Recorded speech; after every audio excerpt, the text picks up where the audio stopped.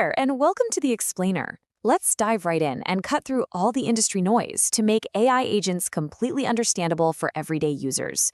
If you've been hearing buzzwords like agentic workflows and autonomous agents thrown around lately and felt just a little bit left behind, you are absolutely in the right place. Because, let's be honest, most explanations out there are either incredibly technical, like you need a computer science degree just to decode them, or they're way too basic. And that leaves us asking this exact question. What exactly is an AI agent? So today, we are aiming for that perfect middle ground. This explainer is specifically designed for those of us who use AI tools all the time and just want to know how this tech actually impacts our daily lives without getting totally bogged down in the back-end code. We're going to keep this completely practical. Here is our roadmap for today. First, demystifying AI agents. Then, we'll level up from basic LLMs to AI workflows, and finally, the main event, AI agents. We'll wrap it all up with a quick summary. It's a simple, step-by-step path using real-world examples. All right, let's kick things off with Section 1, Demystifying AI Agents, and our simple 1-2-3 learning path. Which brings us right to Section 2, Level 1, Basic LLMs, the real foundation of chatbots. Okay, so think about the chatbots we all use. ChatGPT, Google Gemini, Claude. The flow here is super simple, right? You, the human, type in a prompt, the LLM crunches that using its massive training data, and then it spits out an answer. Like if you ask it to draft an email asking for a coffee chat, it magically outputs this highly polite response. Honestly, it's probably way more polite than you or I would actually be in real life. Simple stuff. But what happens when we push those boundaries just a little bit? What if we ask it about something it couldn't possibly just know, like our personal schedule? If I ask the LLM, hey, when is my next coffee chat? We all know exactly what's going to happen. It's going to fail. And it fails because of two really fundamental limitations.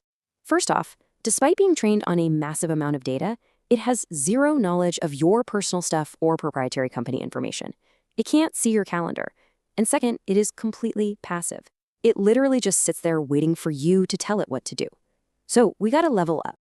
Let's move to Section 3. Level 2, AI workflows and setting the path. Now we're talking about control logic, which sounds super fancy, but really it just means that a human is laying down the train tracks for the AI to follow. We are giving it a strict, predefined path. We're telling it, hey, every single time I ask about a personal event, go run a search query and grab data from my calendar before you answer me. So by adding those specific steps, our workflow can automatically go out and check your Google Calendar. You ask about your schedule, the AI workflow follows the exact track you built, accesses the calendar, and boom, it confirms your upcoming coffee chat with, let's say, Elon Husky. Problem solved, right? Well, hold on, because here comes the friction. What if your very next follow-up question is, how's the weather looking for that day? The whole system just breaks down. And why? Because we didn't explicitly lay down a track for a weather API. The only path we gave the LLM was to search the calendar, and obviously, your calendar doesn't know the forecast. To patch up that missing data problem across different tools, you will often hear a very intimidating term thrown around, RAG, or Retrieval Augmented Generation. But please, do not let the jargon scare you off. RAG is literally just an AI workflow doing a quick external lookup, like checking your calendar or pinging a weather service, before it talks back to you. We could absolutely add a weather API to our workflow, maybe even a text-to-audio model so it can verbally tell you it's sunny out. But honestly, no matter how many hundreds of steps we add, it is still just an AI workflow, because a human being is still the one setting the path. To make this super concrete, let's look at a practical, real-world example from a brilliant tutorial by Helena Liu using Make.com. She explicitly programmed these exact 4 steps to automate her social media posts. Step 1, compile news links in Google Sheets. Step 2, summarize those articles using Perplexity. Step 3, draft LinkedIn and Instagram posts with Claude. And Step 4, run it automatically every single day at 8 a.m. It's incredibly useful. But here's the catch. If that final LinkedIn post isn't quite funny enough, the human has to go manually tweak the prompt for Claude and try again. The human is still completely in charge of iterating through trial and error. Which brings us to the main event, Section 4, Level 3, AI agents, where the LLM finally takes control.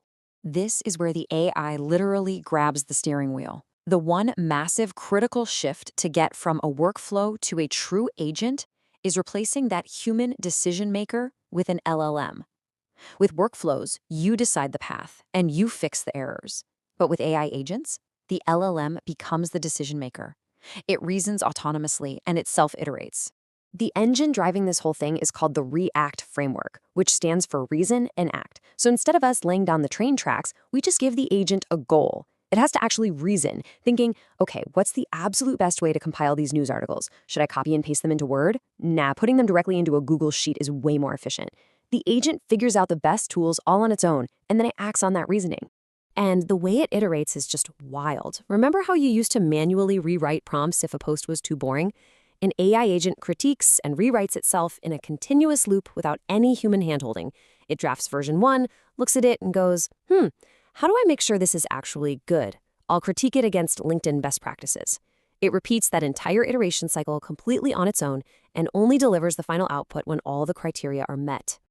Let's look at a mind-blowing real-world example from Andrew NG, who's an absolute legend in the AI space. He built a Vision AI agent demo. You just hand it a keyword, like skier.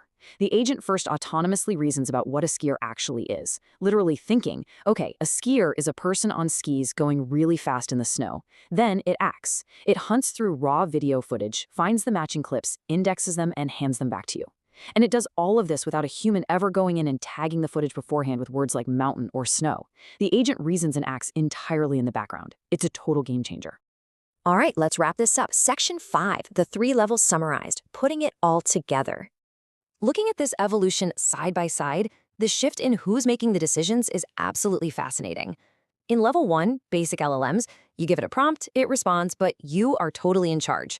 In level 2, AI workflows, you prompt it, it follows a predefined track, but yep, the human is still the key decision maker.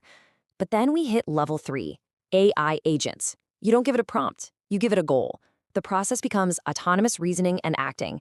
The LLM officially takes the crown as a decision maker, moving from total human control to true LLM autonomy. So, as we wrap up today's explainer, I want to leave you with a thought to really spark your curiosity. Knowing that this tech is shifting from simple text generation to true autonomous reasoning, where the AI calls the shots, what daily repetitive workflow of yours is ready to be completely handed over to an AI agent? Just think about that as you go through your workday tomorrow. Thanks so much for joining me, and keep exploring.